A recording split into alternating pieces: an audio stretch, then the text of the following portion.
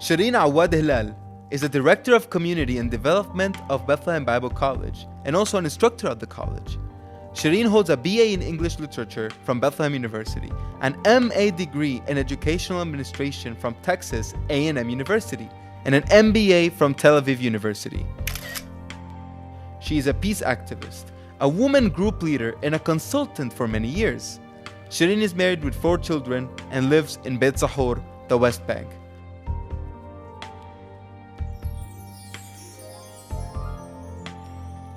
Together, let's all welcome Shireen Awwad Hilal.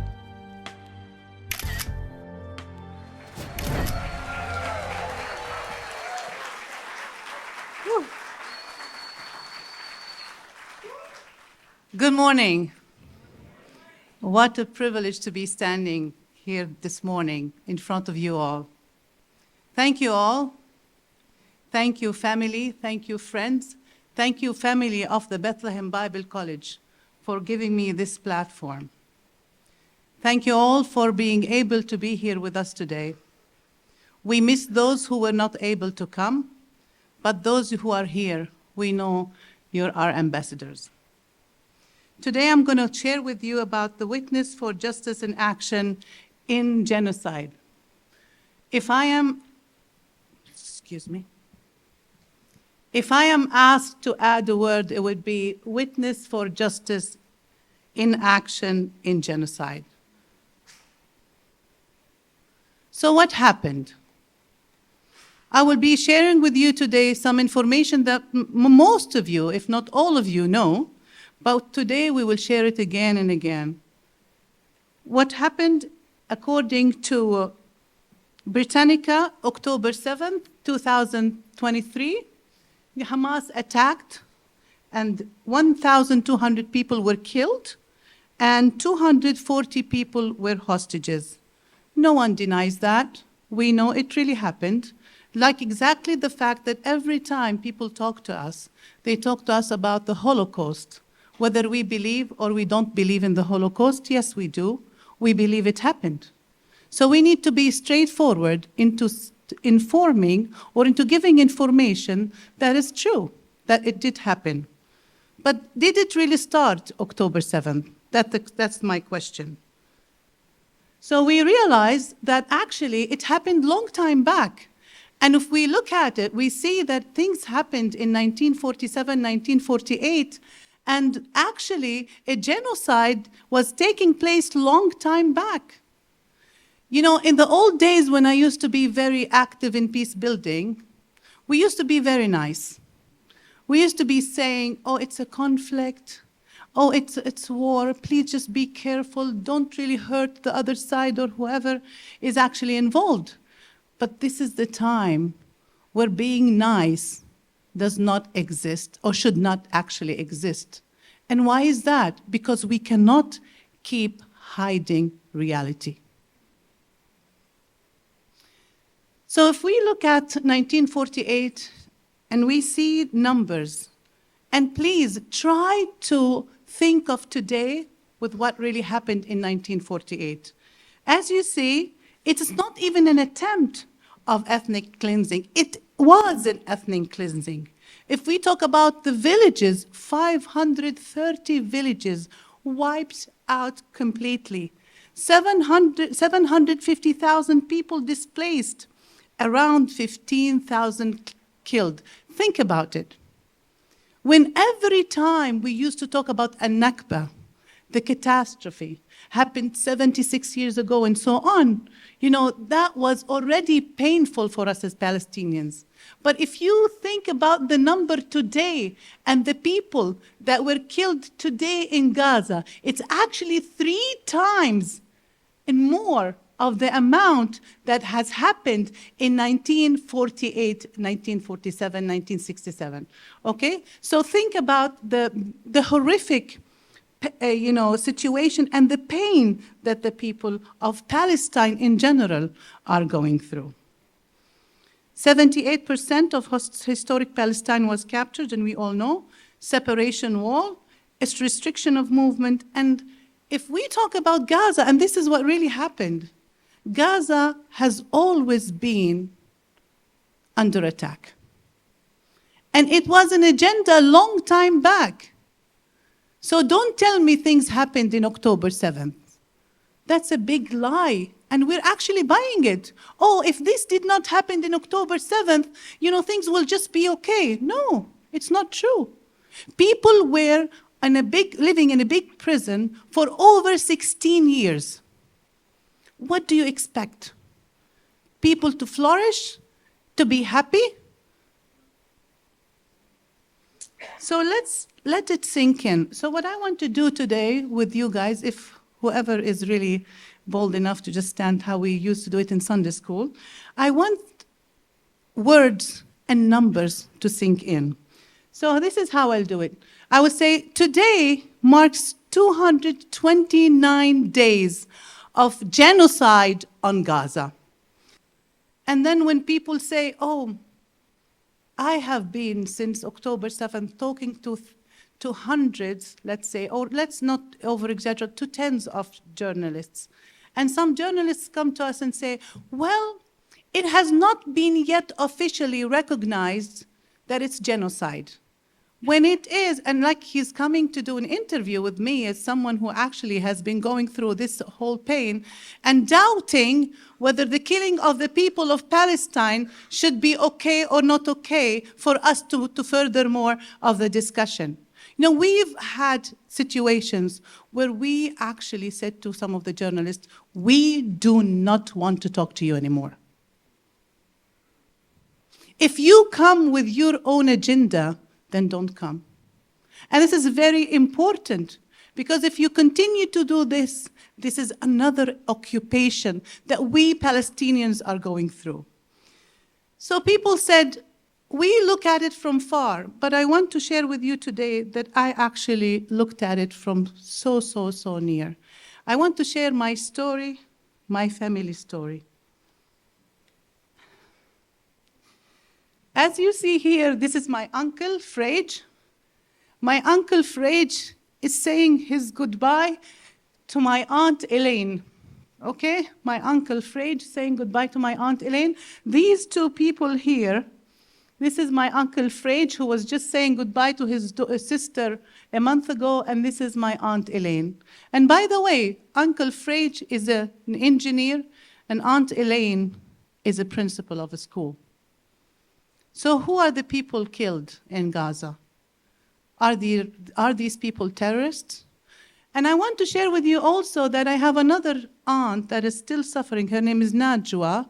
She was sitting next to my aunt who was killed October 18th with another 17 people from the church. And now, of course, the number raised to about 25 killed. And Najwa was hit on her hip. She had to do hip replacement, and she was not a priority back then. There was access to hospitals, but she was not a priority. She did a surgery, hip replacement with no anesthesia, and she's still on a wheelchair. And I tell you, this is a story of my family, my aunt, my uncle. And I want to add to this, it's actually unfortunate that my daughter is in Montana. Why do I say it's unfortunate? When she applied for a program, it's called Peace Program, Youth Program, Exchange Program, she's a 9th grader going into 10th grader. So I thought it was a good opportunity for her to be in America, to just enjoy, you know how, these young generation think that, America is the land of honey and milk.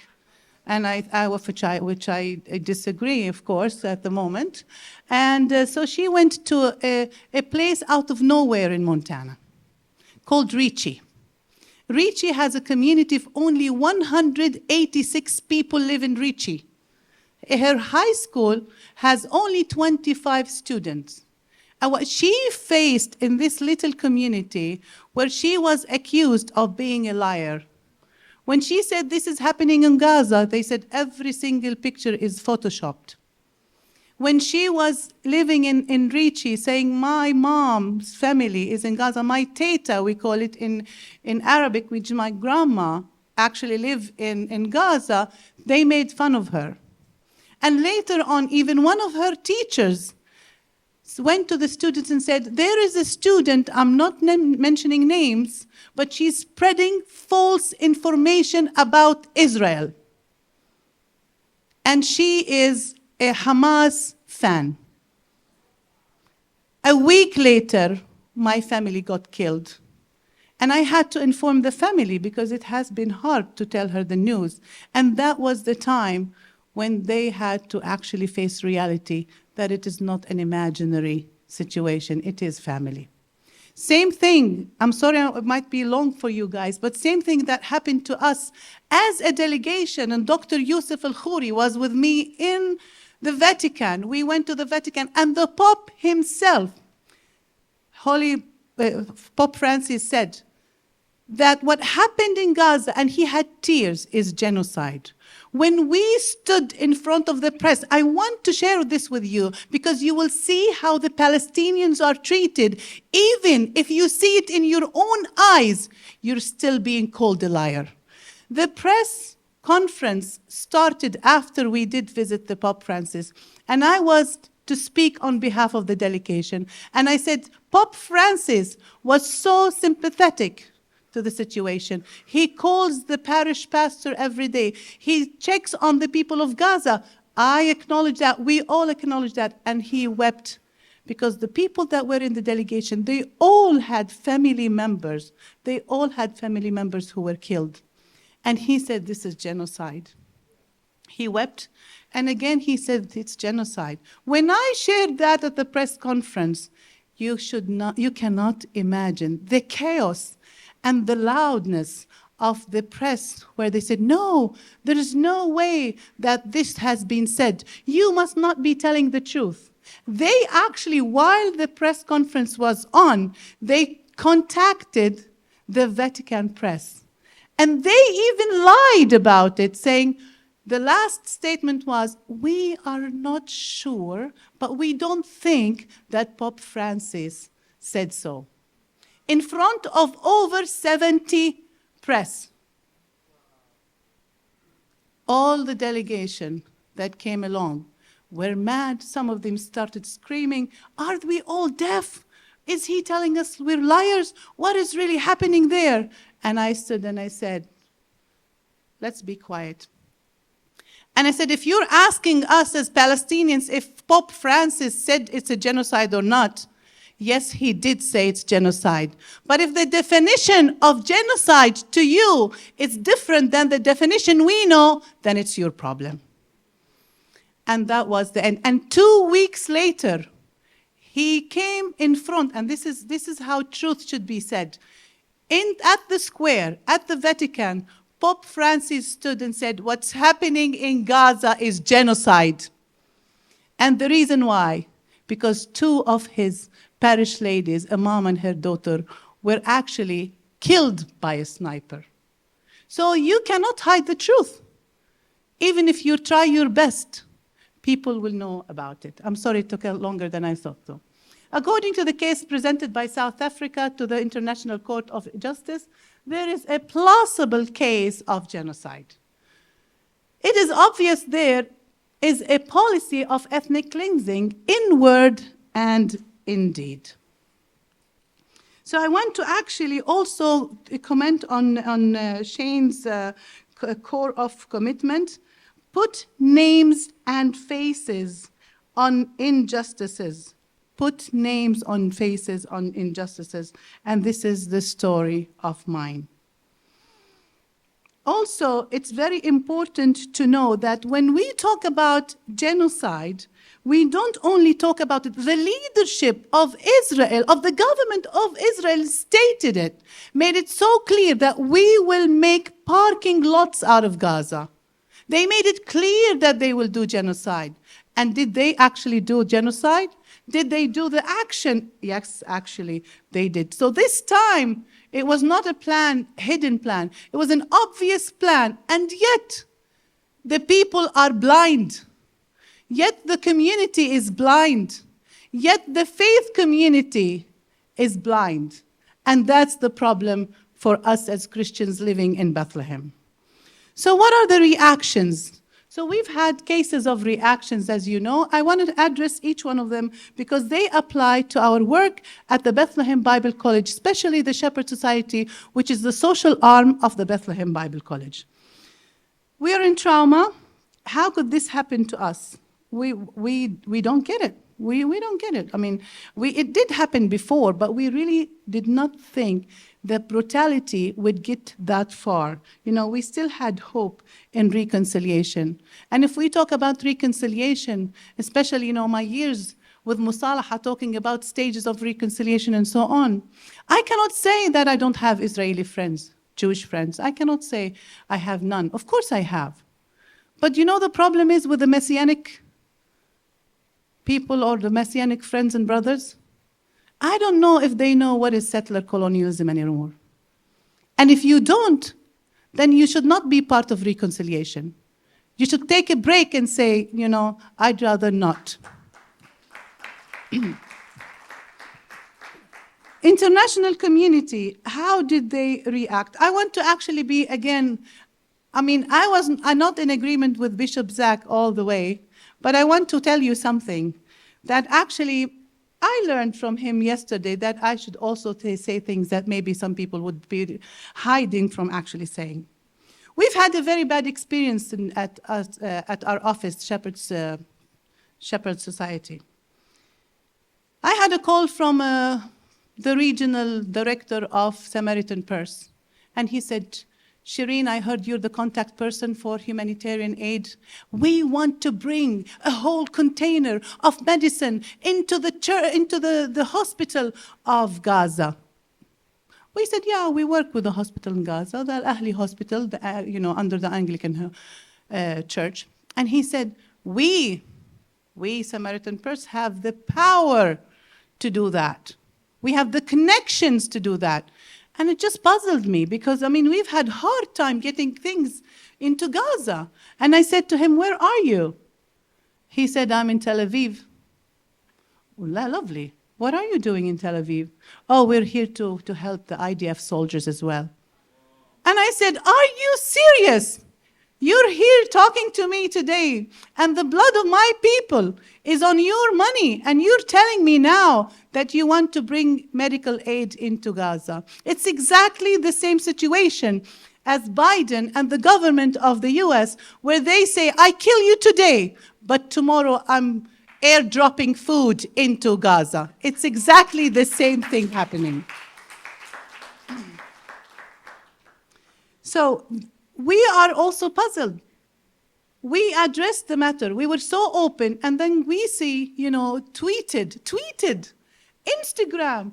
Graham is visiting with Netanyahu, praying with Netanyahu, autographing missiles going into Gaza, killing people, sending 16, ambulances into the kibbutz, trying to actually rebuild the kibbutz, meeting people with the kibbutz. And I said to them, where are you from us? Where are you from the Palestinians? Where are the Palestinians? And do you know what was the answer? Well, Hamas did not invite us to come.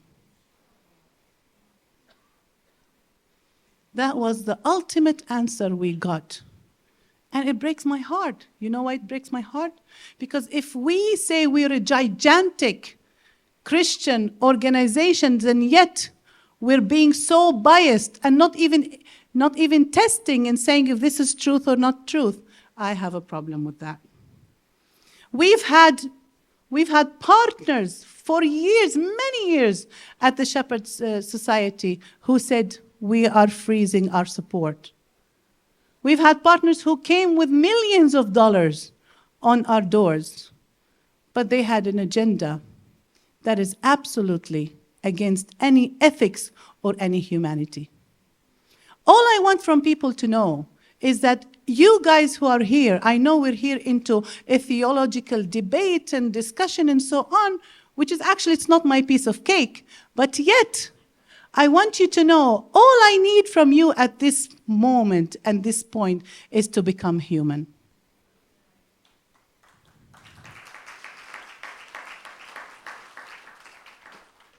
So Again, we did have lots of frustrations. Many people reacted late, and we are so hurt by that.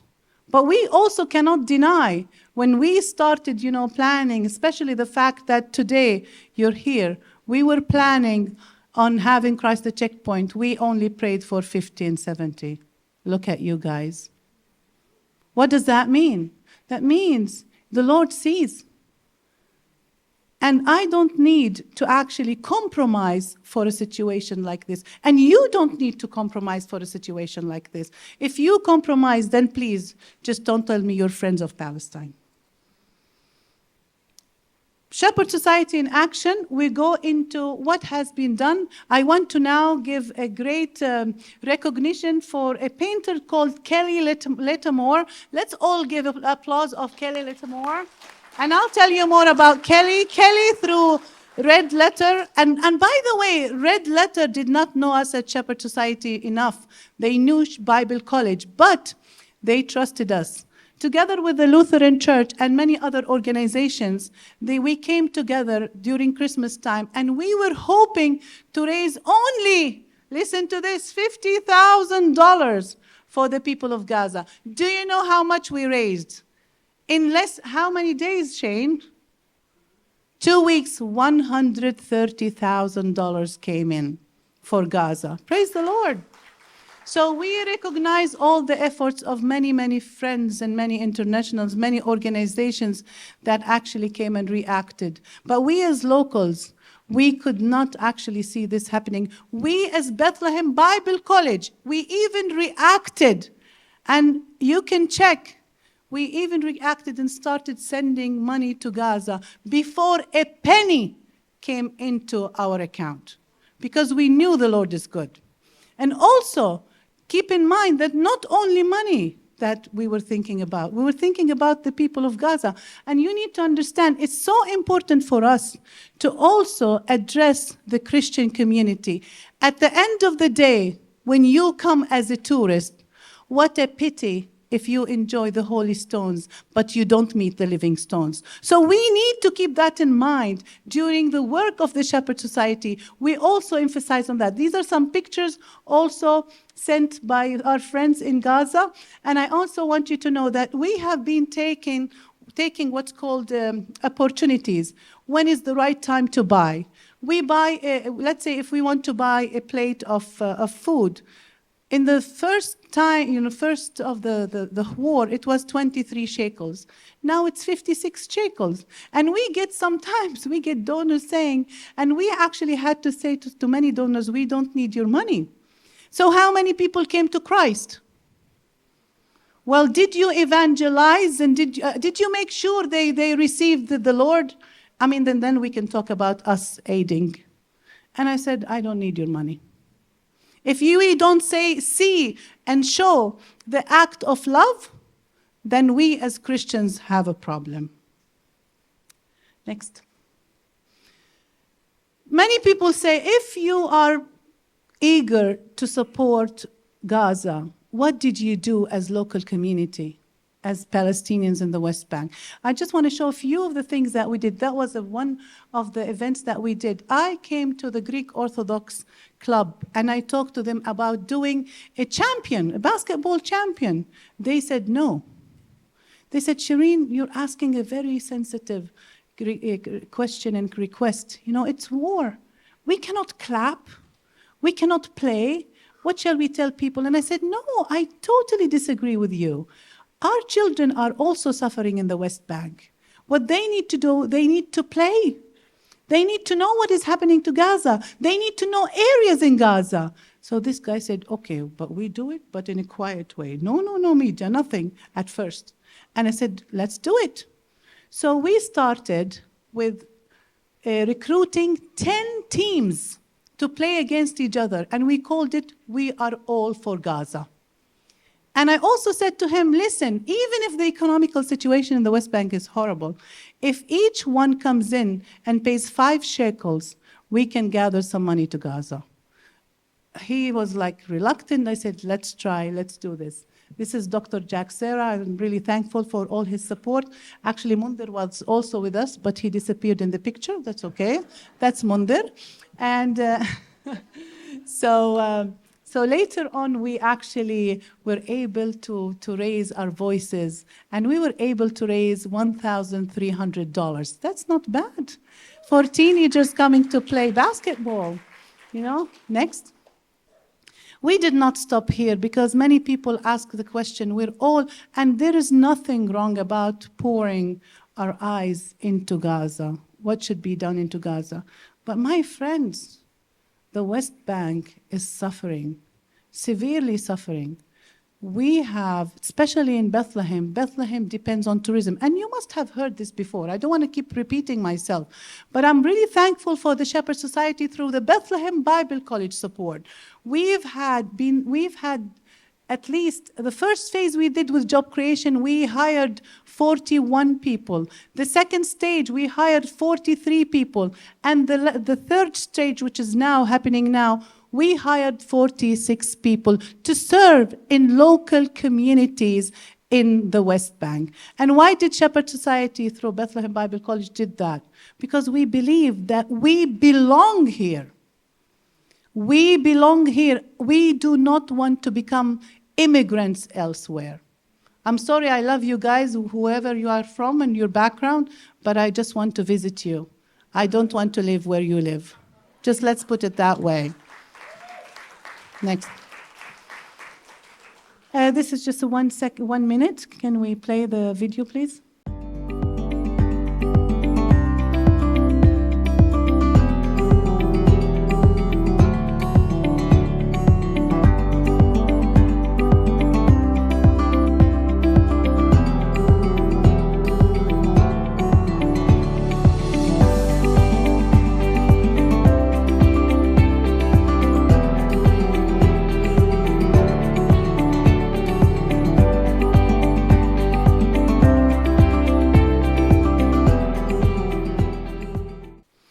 Again, I think it's also important while we're looking at the short video where we did this food distribution during Easter and Ramadan.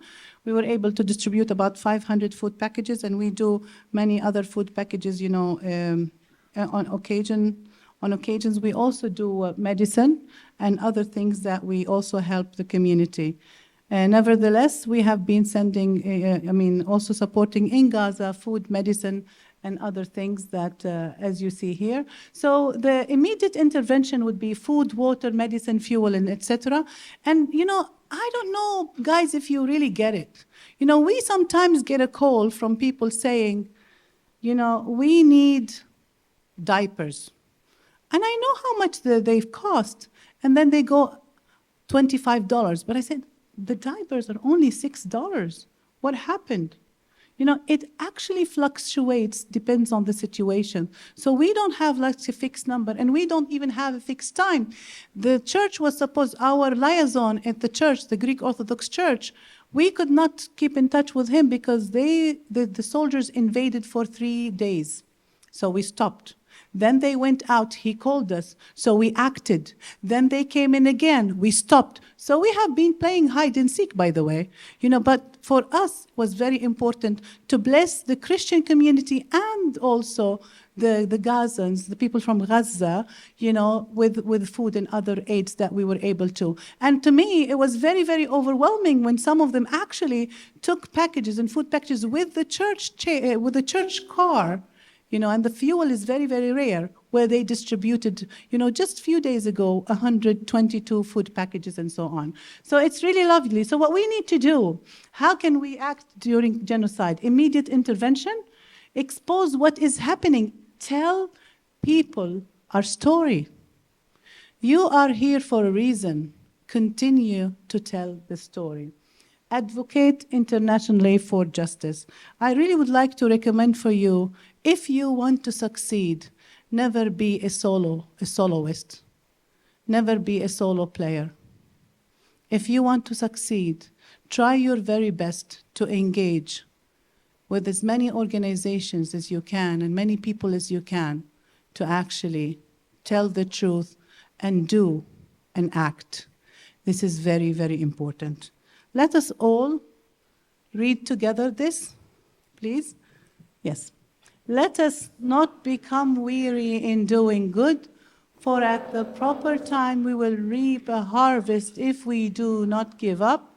Therefore, as we have opportunity, let us do good to all people, especially to those who belong to the family of believers. Amen. And thank you, dear friends. I stop here, and I really, really thank you for being with us.